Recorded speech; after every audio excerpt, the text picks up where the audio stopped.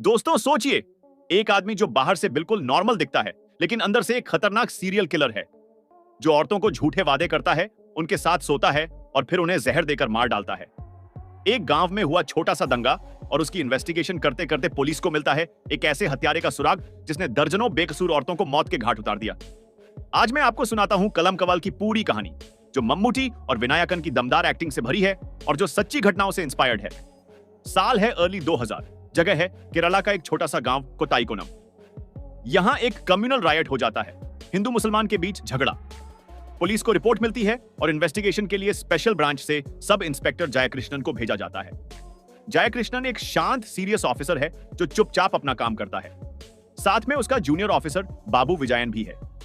जयकृष्णन जब इन्वेस्टिगेशन शुरू करता है तो पता चलता है कि दंगा हुआ क्यों। गांव की एक लड़की किसी लड़के के साथ भाग गई थी। दोनों अलग अलग धर्म के थे। इसी बात पर दोनों कम्युनिटीज में तनाव हो गया और छोटी मोटी मारपीट हो गई। जयकृष्णन सोचता है कि ये तो सिंपल केस है, जल्दी क्लोज हो जाएगा। लेकिन जब वो और गहराई से इन्वेस्टिगेशन करता है तो कुछ अजीब चीजें सामने आने लगती हैं।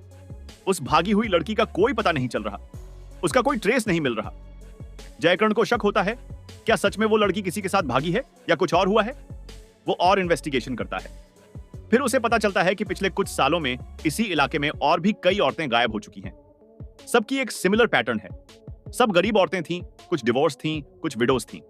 सबकी उम्र 25 से 40 के बीच थी और सब मिस्टीरियसली गायब हो गईं। जयकृष्णन को अब लगता है कि ये कोई सिंपल मिसिंग केसेस नहीं है, यहां कुछ बड़ा है। वो और डीपली इन्वेस्टिगेट करता है। इन्वेस्टिगेशन उसे कर्नाटका बॉर्डर तक ले जाती है। वहां भी कई सिमिलर मिसिंग केसेस हैं। धीरे धीरे जयकृष्णन को पता चलता है कि ये सब केसेस कनेक्टेड हैं और इन सब के पीछे एक ही आदमी है। अब फिल्म में पैरेलल स्टोरी शुरू होती है। हमें दिखाया जाता है एक आदमी, स्टैनली। स्टैनली बाहर से बिल्कुल नॉर्मल सभ्य आदमी लगता है। अच्छे कपड़े पहनता है, अच्छी तरह बात करता है, लेकिन अंदर से वो एक साइकोपैथ है। स्टैनली का पैटर्न ये है, वो वल्नरेबल औरतों को टारगेट करता है। ऐसी औरतें जो गरीब हैं, अकेली हैं, जिन्हें किसी की जरूरत है। स्टैनली उनसे दोस्ती करता है, उन्हें अच्छे सपने दिखाता है। कहता है, मैं तुमसे शादी करूंगा, तुम्हें अच्छी जिंदगी दूंगा। वो औरतें जो पहले से ही अपनी लाइफ में परेशान हैं, स्टैनली की बातों में आ जाती हैं। स्टैनली उन्हें किसी लॉज या होटल में ले जाता है। वहां वो उनके साथ फिजिकल रिलेशनशिप बनाता है। फिर वो उन्हें कहता है, ये गोली खा लो, ये कॉन्ट्रासेप्टिव है, या फिर कोई और बहाना। लेकिन असल में वो गोली साइनाइड होती है। औरत गोली खा लेती है और कुछ ही मिनट्स में उसकी मौत हो जाती है। स्टैनली फिर शांति से वहां से निकल जाता है और कोई ट्रेस नहीं छोड़ता। जयकृष्णन की इन्वेस्टिगेशन आगे बढ़ती है। उसे कुछ विटनेसेस मिलते हैं जिन्होंने गायब हुई औरतों को किसी आदमी के साथ देखा था। कुछ लॉज ओनर्स भी याद करते हैं कि कुछ औरतें एक पर्टिकुलर आदमी के साथ आई थी। धीरे धीरे जयकृष्णन एक स्केच बनाता है सस्पेक्ट का। उसे लगता है कि वो अब किलर के करीब पहुंच रहा है। लेकिन फिर एक शॉकिंग ट्विस्ट आता है। जब जयकृष्णन कुछ और क्लूज फॉलो करता है तो उसे पता चलता है कि सस्पेक्ट एक्चुअली एक पुलिस ऑफिसर है। हाँ, स्टैनली एक पुलिस ऑफिसर है। यह सुनकर जयकृष्णन शॉक्ड है। उसे विश्वास नहीं होता कि एक पुलिस ऑफिसर जिसकी ड्यूटी है लोगों की रक्षा करना, वही इतने सारे मर्डर्स कर रहा है। अब इन्वेस्टिगेशन और कॉम्प्लिकेटेड हो जाती है। क्योंकि स्टैनली पुलिस डिपार्टमेंट में है तो उसे पता चल जाता है कि उसके पीछे इन्वेस्टिगेशन चल रही है। वो अपने टैक्टिक्स चेंज करता है, वो और केयरफुल हो जाता है। जयकृष्णन को पता है कि अगर उसने स्टैनली को पकड़ना है तो उसे बहुत स्मार्ट प्लान बनाना होगा।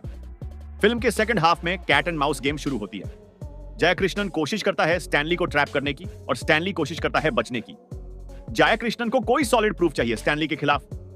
वो उसकी मूवमेंट ट्रैक करता है, उसकी पास्ट हिस्ट्री देखता है। धीरे धीरे उसे कुछ विटनेसेस मिलते हैं। कुछ औरतें जो स्टैनली के झांसे में आई थीं लेकिन किस्मत से बच गईं, वो अब सामने आती हैं। स्टैनली को भी पता चल जाता है कि जयकृष्णन उसके बहुत करीब आ गया है। अब स्टैनली डेस्परेट हो जाता है। वो एक लास्ट बिग मूव की प्लानिंग करता है। शायद वो किसी इंपॉर्टेंट विटनेस को मारने की कोशिश करता है या फिर जयकृष्णन को ही खत्म करने की सोचता है।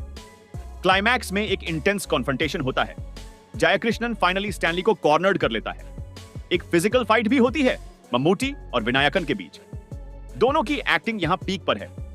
स्टैनली जो पूरी फिल्म में काम और कैलकुलेटेड था, अब डिस्परेट और वायलेंट हो जाता है। जयकृष्णन जो शांत ऑफिसर था, अब पूरी फोर्स के साथ लड़ता है। अंत में जयकृष्णन स्टैनली को पकड़ लेता है या मार देता है। जस्टिस मिलती है उन सभी बेकसूर औरतों को जो स्टैनली के हाथों मारी गईं। फिल्म का मैसेज क्लियर है, कितना भी स्मार्ट क्यों ना हो, क्रिमिनल लॉ उसे पकड़ ही लेता है। और यह भी कि हमें वल्नरेबल लोगों की हमेशा रक्षा करनी चाहिए, क्योंकि ऐसे साइकोपैथ्स हमेशा कमजोर लोगों को ही टारगेट करते हैं। धन्यवाद दोस्तों।